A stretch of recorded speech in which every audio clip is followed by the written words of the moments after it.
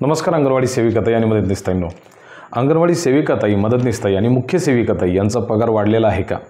वाढला तर तो कोणत्या जिल्ह्यामध्ये वाढलेला आहे? सर्व अंगणवाडी सेविकाताई आणि मदतनीसताई यांना या पगारवाढीचा फायदा होऊ शकतो का?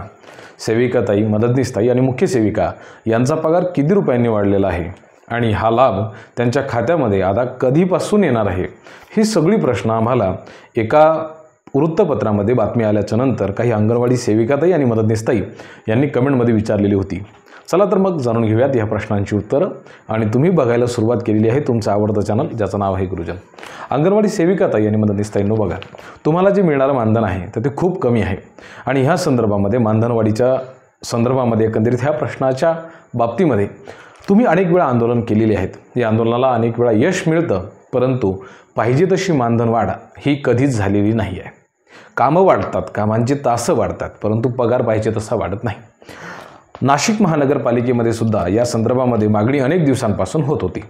महानगरपालिकेमध्ये एकात्मिक बाल विकास सेवा योजनेच्या माध्यमातून ज्या पद्धतीनं ग्रामीण भागामध्ये विविध प्रकल्पांच्या माध्यमातून सेविका, मुख्य सेविका आणि मदतनीसताई यांना पगारवाढ झालेली होती, अगदी तशाच पद्धतीने महानगरपालिकेमध्ये जर समजा पगारवाढ करायची असेल तर त्यासाठी प्रस्ताव हा आधी बैठकीमध्ये सादर व्हावा लागतो महानगरपालिकेच्या. आणि मग त्यावर जर आपल्या मुख्य आयुक्तांनी, बघा महानगरपालिकेला असतात आयुक्त, त्यांनी जर स्वाक्षरी केली त्या प्रस्तावावरती तरच ही त्यांना मानधनवाढ लागू होते. आणि म्हणून नाशिक महानगरपालिकेमध्ये अनेक दिवसांपासून ही मागणी सुरू होती. या महानगरपालिकेच्या अंतर्गत जेवढ्या सेविका, मदतनीस आणि मुख्य सेविका कार्यरत आहेत त्यांना अनुक्रमे 700 रुपये, 500 रुपये आणि 300 रुपयांची वाढ ही करण्यात आलेली आहे. त्यामुळं ही जी बातमी आहे, दादा पगार वाढलेली आहे का, तर हो, मानधनामध्ये वाढ झालेली आहे. मुख्य सेविका साधारणतः त्यांना 8,500 रुपये आधी पगार मिळायचा नाशिक महानगरपालिकेमध्ये, तर आता त्यामध्ये वाढ झालेली आहे 700 रुपयांची. आणि त्या 5च मुख्य सेविका आहेत.